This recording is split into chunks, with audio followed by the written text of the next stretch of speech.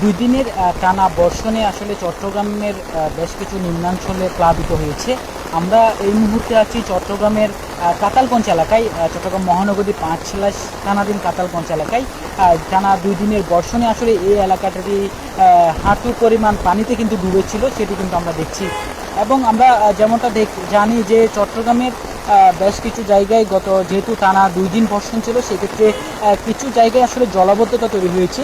বিশেষ করে আগ্রাবাদ এবং পাঁচলাশের বেশ কয়েকটি এলাকায়, বাকলিয়ার বেশ কয়েকটি এলাকায় এই জলাবদ্ধতার সৃষ্টি হয়। এবং তবে একটি স্বস্তির বিষয়, সেটি হচ্ছে বিগত সময়ে আমরা যেমনটা দেখেছি যে এই টানা 2 বর্ষণে চট্টগ্রাম নগরীর প্রায় অর্ধেক অংশ তলিয়ে যেত, সেটি কিন্তু এবার নেই, সেটি কিন্তু আমরা দেখছি। এর পাশাপাশি আমরা যেমনটা দেখেছি যে চট্টগ্রামের যেই যে নিম্নাঞ্চলগুলো রয়েছে, বিশেষ করে উপজেলা কর্ণফুলী, সাতকানিয়া সহ বেশ কিছু জায়গায় কিন্তু যে নিম্নাঞ্চল অর্থাৎ নদীর পাড়ের যেই বসতিগুলো রয়েছে, মূলত সেখানে জোয়ারের পানিতে কিন্তু সেই নিম্নাঞ্চল প্লাবিত হয়েছে, সেটি কিন্তু আমরা জেনেছি। এবং এই জায়গাটিতে মূলত চট্টগ্রামের যেই এলাকাটিতে আমরা এই মুহূর্তে দেখানোর চেষ্টা করছি, এখানে যারা সিটি কর্পোরেশনের কর্মকর্তারা রয়েছেন, কর্মীরা রয়েছেন, তারা কিন্তু সেই জলাবদ্ধতা যে পানি নিষ্কাশনের যে ব্যবস্থা, সেটি আসলে যাতে তাড়াতাড়ি পানিটি নেমে যায় সেই চেষ্টা কিন্তু আমরা করছেন। আমরা কালকে যেমনটা দেখেছি, বাংলাদেশ সেনাবাহিনীর 34 ইঞ্জিনিয়ারিং ব্রিগেডের যারা ছিলেন তারাও কিন্তু চেষ্টা করেছেন, কিন্তু তারপরও টানা 2 দিনের বর্ষণে এই অঞ্চলটিতে কিন্তু একেবারে ডুবে রয়েছে, সেটি কিন্তু আমরা দেখেছি। যার ফলে এটি একটি গুরুত্বপূর্ণ এলাকা চট্টগ্রাম নগরীর, বিশেষ করে চট্টগ্রাম মেডিকেল, পার্ক ভিউ, ইবনে সিনা সহ বেশ কিছু মেডিকেল কিন্তু এই রোডটি দিয়ে যাতায়াত করে। তার ফলে কিন্তু এই যারা রোগীরা রয়েছেন মূলত তারা কিন্তু বেশ ভোগান্তিতে পড়ছেন, সেটি কিন্তু আমরা দেখেছি।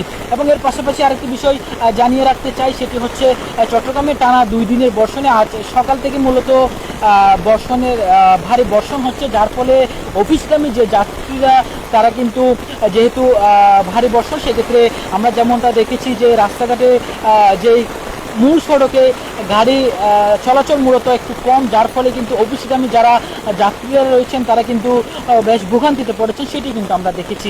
অর্থাৎ সব মিলিয়ে বলা চলে চট্টগ্রামের এই টানা বর্ষণের ফলে কিছুটা নিম্নাঞ্চল প্লাবিত হলেও মূল সড়ক যেগুলো রয়েছে বিগত সময়ে আমরা যেমনটা দেখেছি জলাবদ্ধতা তৈরি হয়, সেখানে কিন্তু এবার তেমনটা জলাবদ্ধতা আমরা লক্ষ্য করিনি।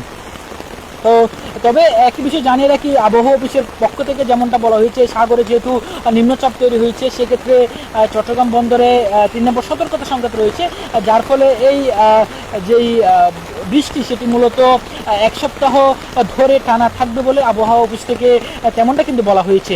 অর্থাৎ চট্টগ্রামের এই বৃষ্টির কারণে যেই জনদুর্ভোগ তৈরি হয়েছে তা বিগত সময়ের তুলনায় কিছুটা কম, সেটি কিন্তু বলা যায়। কারণ আমরা যেমনটা দেখেছি এর আগে চট্টগ্রাম নগরীর প্রবর্তক মোড়, মুরাদপুর এবং বিভিন্ন জায়গায় কিন্তু কোমর থেকে শুরু করে গলা পরিমাণ পানি কিন্তু পানির জলাবদ্ধতা তৈরি হতো, কিন্তু সে তুলনায় এবারে চট্টগ্রাম মহানগরী শুধুমাত্র কয়েকটি জায়গায় মূলত এই জলাবদ্ধতা তৈরি হয়েছে, যার ফলে কিছুটা স্বস্তি বলা চলে নগরবাসীর, সেটি কিন্তু আছে বলে আমরা দেখেছি।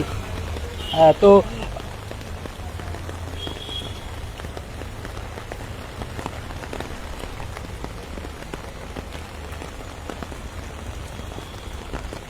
আমরা ইতিমধ্যে দেখছি চট্টগ্রামের যেই কাতালগঞ্জ সড়কটি রয়েছে, কাতালগঞ্জ আবাসিক এলাকা ঘিরে যে সড়কটি রয়েছে, সেটিতে মূলত যারা এই রোড দিয়ে মূলত যাতায়াত করেন তারা কিন্তু বেশ ভোগান্তিতে পড়েছেন, এবং যার ফলে আমরা যেমনটা দেখেছি বেশ কিছু গাড়ি আটকে যাচ্ছে এবং রিক্সা করে অনেকে চলাফেরা করছেন, যার ফলে আমরা বেশ কয়েকজন সাধারণ মানুষের সাথে কথা বলেছি, তারা যেমনটা বলেছেন যে এই বৃষ্টির কারণে আসলে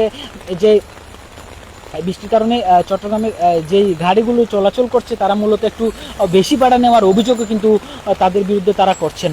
তো সব মিলিয়ে বলা চলে চট্টগ্রামের টানা বর্ষণের ফলে চট্টগ্রামের নিম্নাঞ্চল সমূহ প্লাবিত হলেও চট্টগ্রাম শহরের 2-1টি জায়গায় জলাবদ্ধতা হয়েছে, এবং মূলত মূল সড়ক যেগুলো রয়েছে সেখানে এখনো পর্যন্ত জলাবদ্ধতার কোনো খবর আমরা পাইনি। তো এই ছিল আমার কাছে চট্টগ্রামের টানা বর্ষণের ফলে নিম্নাঞ্চল প্লাবিত এবং জলাবদ্ধতার সর্বশেষ খবর।